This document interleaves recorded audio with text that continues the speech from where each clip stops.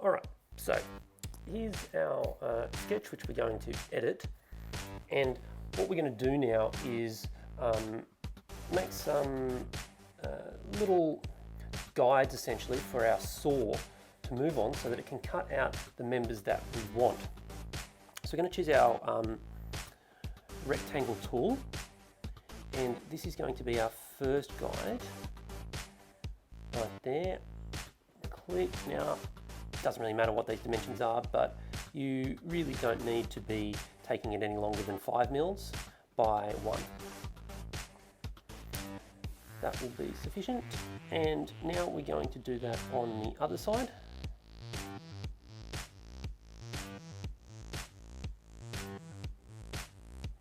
Same dimension, 5 by 1, and we're going to do that 2 more times so that our saw has a cross guide to make a incision there on both sides for our halving joint. Then we also want to have a end cut from that. Now the distance we want to go is from that beam, we want to go up a full length of a beam, which is going to be 6.5. So we can click that in and just hit 6.5. I was pretty close.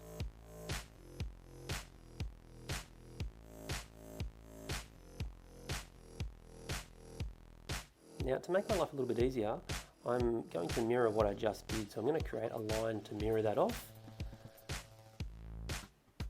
And I'm going to select all those guides. I selected the plane for mirroring. Now I'm just going to select all the lines that I want to be reflected on the other side for my guides.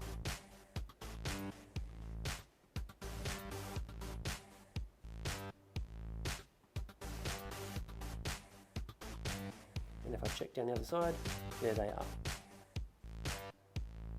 Excellent. Now that is a completed sketch, I can now click that and start extruding some of those shapes. So I'm going to choose the extrude tool, and I'm selecting firstly these halving joint parts of the wall. We'll do both of those. Now a halving joint does go up halfway up the joint, but I found that 3.25 isn't quite the right number you want. Now 4.05 I found to be the best number. Obviously that's accounting for the thickness of the guide, which is 1, so it's actually 3.05 high. So I need to reopen that, re-highlight that sketch so that I can see it again. And now I'm going to extrude the other walls.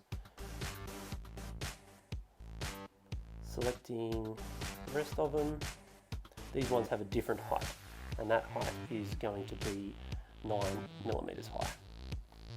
Now I need to add that to the other pieces that I just extruded, so I'm just going to select those ones, and that's now done. So you should now be able to see it's coming together, and you can see where those halving joints are going to be created. Now the only thing left to extrude is the base of that. So I'm going to extrude, and once again select all those shapes.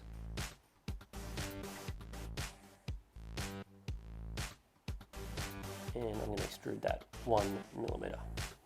I'm going to add that to that side and that side. Done. Just turn off the sketch so you can see what this is looking like. Voila! 1 jig ready to go. So that's ready now to be exported as an STL and uploaded to Cura Ultimaker.